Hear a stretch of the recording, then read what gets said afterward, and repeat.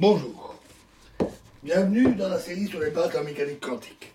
Alors pour illustrer les interférences, notre exemple suivant est un phénomène dans lequel nous allons analyser les interférences des amplitudes quantiques avec quelques soins. Nous étudions le phénomène de diffusion des neutrons par un cristal.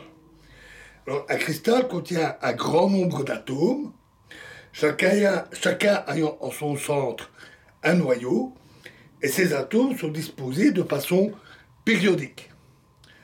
On envoie de très loin un faisceau de neutrons sur le cristal, supposé petit, et nous pouvons numéroter les différents noyaux dans le cristal par le nombre I, où I prend les valeurs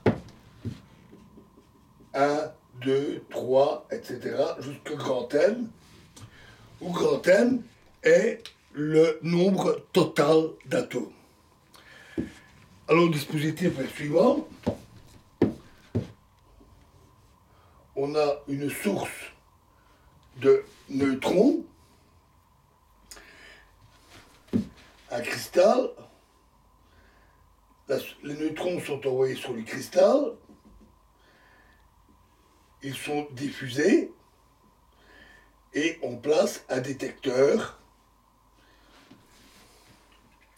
qu'on va appeler C pour compteur avec un certain angle θ. Donc le problème est de calculer la probabilité d'obtenir un neutron dans un compteur avec ce dispositif.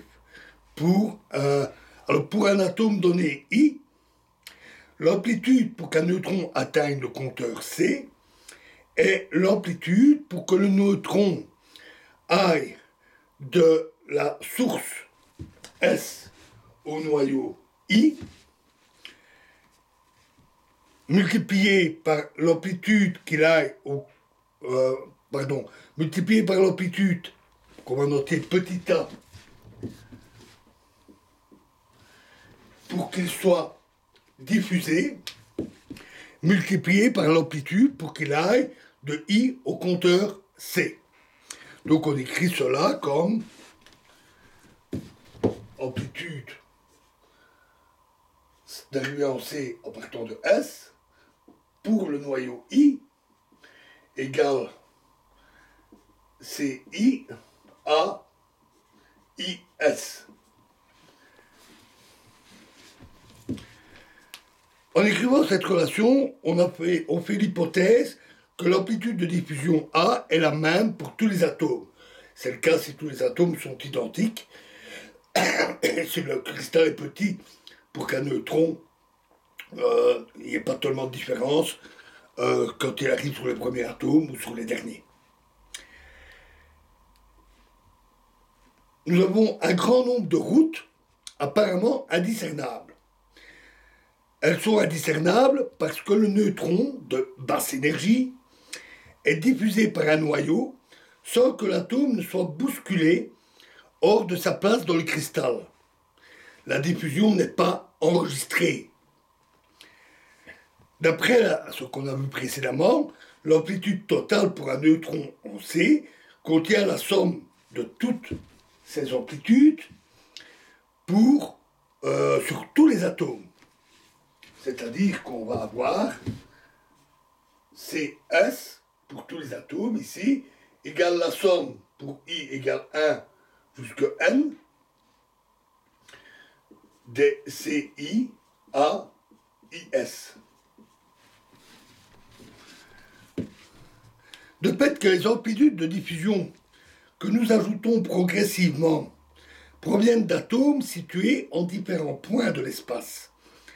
Les amplitudes ont différentes phases, c'est un peu comme l'expérience de Young, et donnent la figure d'interférence caractéristique que nous avons déjà analysée dans le cas de la diffraction de la lumière par un réseau.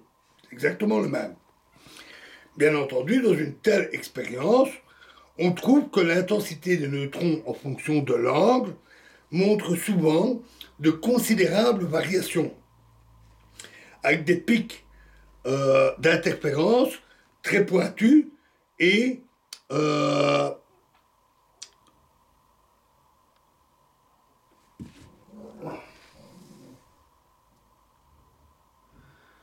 et presque rien entre ces pics.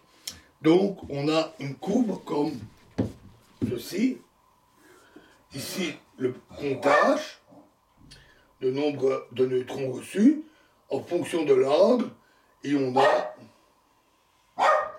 un pic comme ceci, un autre plus petit. Voilà, typiquement une figure comme ça.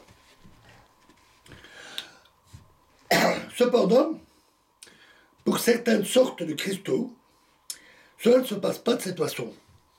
Et il y a en plus des pics d'interférence qu'on voit ici, un fond de diffusion dans toutes les directions. Des neutrons émis dans toutes les directions. Il nous faut essayer de comprendre les raisons apparemment mystérieuses de ce fond. Eh bien, nous n'avons pas encore considéré une propriété importante du neutron. Il a un spin 1,5. Si bien qu'il a deux états dans lesquels il peut être soit spin en haut, en fait selon une direction de référence quelconque, soit spin en bas. Nous n'étudierons pas le spin ici. J'ai une série pour ça, si cela vous intéresse. Ici, disons juste que c'est une propriété de rotation sur soi, comme une toupie, et que cette grandeur est quantifiée avec deux états. Cela suffit pour déjà constater les conséquences.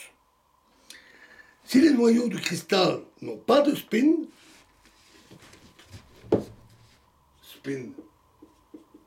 égale 0 pour le cristal,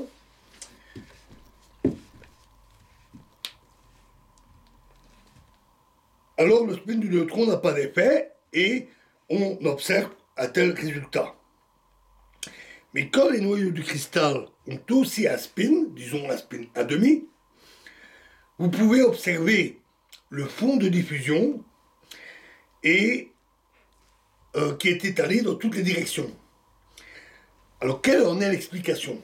Et l'explication, nous la verrons dans la prochaine vidéo. Je vous remercie.